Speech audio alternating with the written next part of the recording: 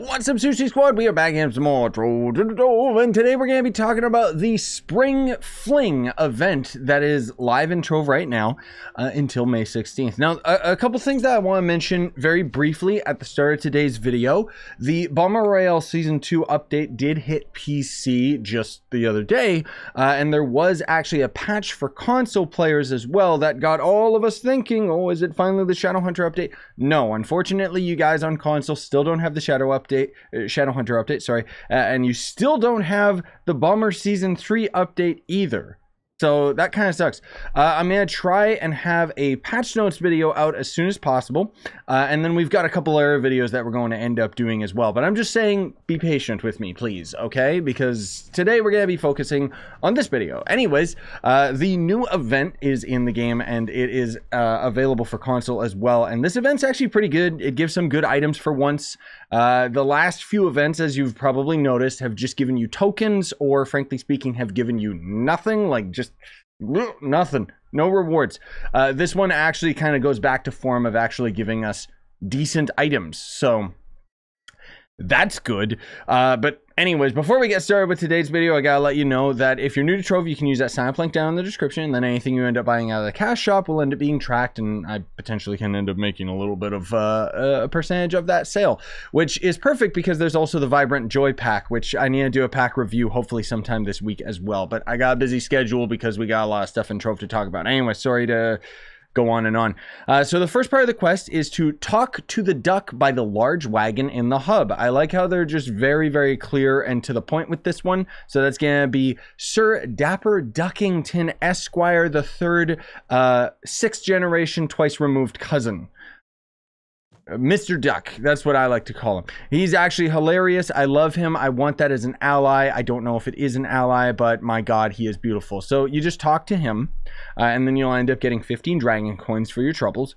And then he wants you to fling the spring flingers. So I've actually already got a bunch of them right now, and I'll explain where I ended up getting some of these.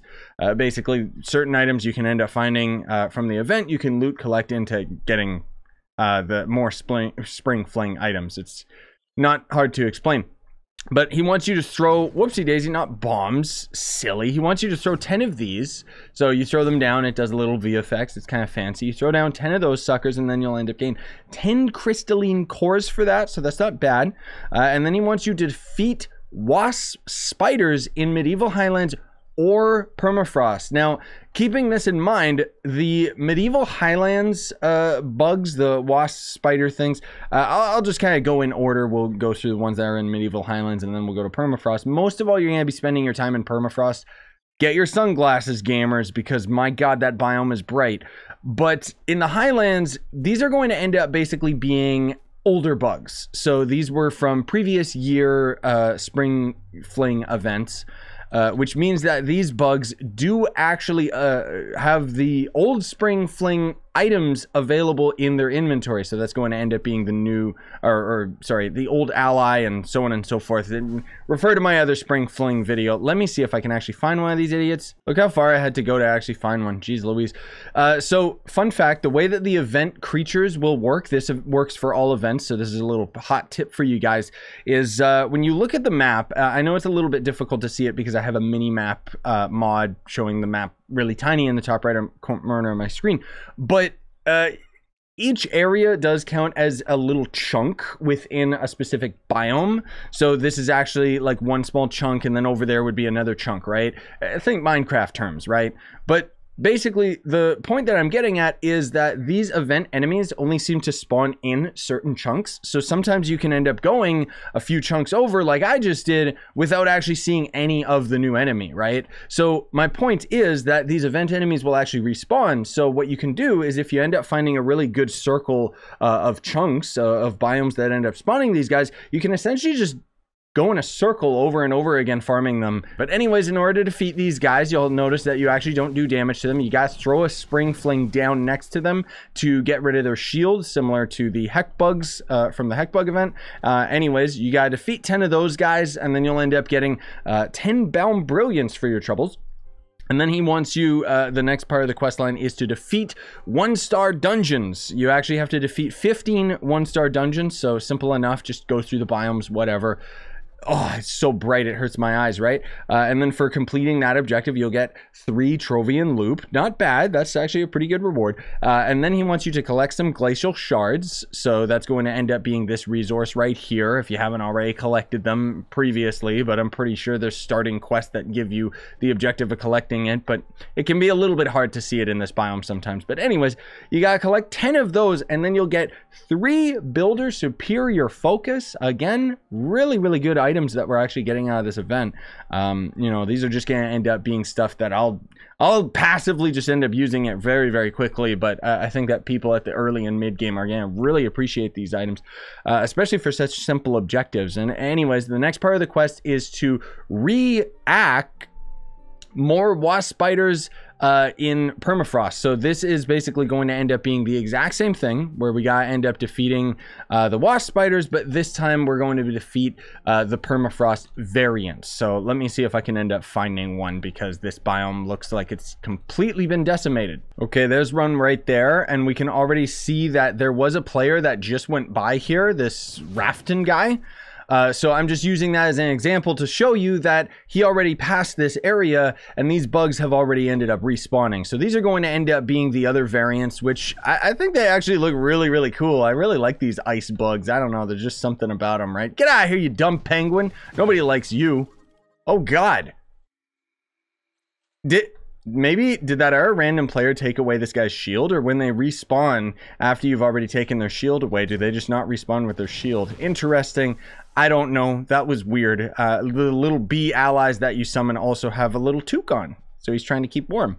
Anyways, you end up killing 20 of those guys, and you should along the way end up getting some of the new items, which I'll show you guys momentarily, but you will end up getting as a reward the Thawing Snowman mount, which is hilarious.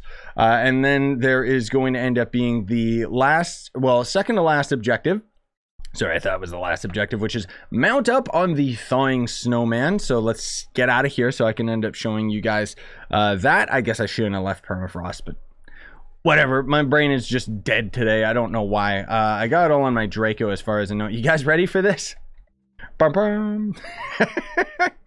I genuinely love this mount. It doesn't move, you know, it's the same as the gardening mount that we had like a couple years ago, where it just kind of sits here looking cool, but at least it looks stupid, right? Like, at least it's a meme mount. I can appreciate that. So for mounting up, you get 2 chaos cores. Okay, whatever, I'll take it. It's better than nothing. And then finally, the last objective is to collect a rare treasure from wasp spiders in permafrost. Now, at this point, you probably have already done so without even realizing, because honestly speaking, these guys drop quite a few of their items, which this is one of them right here, which is going to end up being the new ally, which the stats on this guy are, it's called the Maymidge, and it's going to end up giving you 6% attack speed, 4 flask capacity, and then it helps your cooldown speed by 10%. Okay, cool. There is also the mount, which I don't have, if I'm not mistaken. Yeah, the Mirefly. Let's see if it ended up decreasing in price. It's still staying around 2 mil. It would probably end up going down even more, but I need it for the video. Don't say I didn't do anything for you guys, okay? Like, yeah, I know it's expensive. Well, it really is. But there's also going to end up being a banner that you can end up finding, which is the one that you see on my character right now, which is really cool. And then finally, last but not least, you can end up getting this mount, which again is really, really cool, and I really, really like it. And I think that people are going to end up liking this as well. It's funny how many bug-related events there are in Trove. I just realized, like, this is just the Heck Bug event, but with bees instead of cool bugs from the depths of the underworld. I mean, I still do like the blue colors though. But anyways, it's going to end up being a flying mount, so who's not gonna like it? It is also tradable as well, which means that if you end up getting a few of these, you could probably end up making quite a bit of flux. Either now during the event, you can see it's already quite expensive on PC, or you can end up saving them until after the event, and then the price should end up increasing because the demand is going to end up increasing because you can't end up getting them anymore. But either way, I like it. It's cool stuff.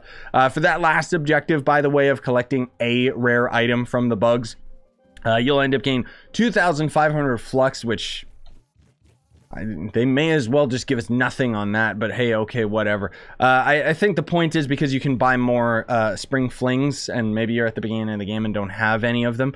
But there is a couple things to keep in mind. Like I said, you can loot collect some of the items, so like the banners, you know, you can loot collect for spring flings. You can also loot collect the wasps that you get from the medieval highlands, not just the permafrost ones. However, these allies right here, I'm pretty sure the devs made a little bit of a oopsie.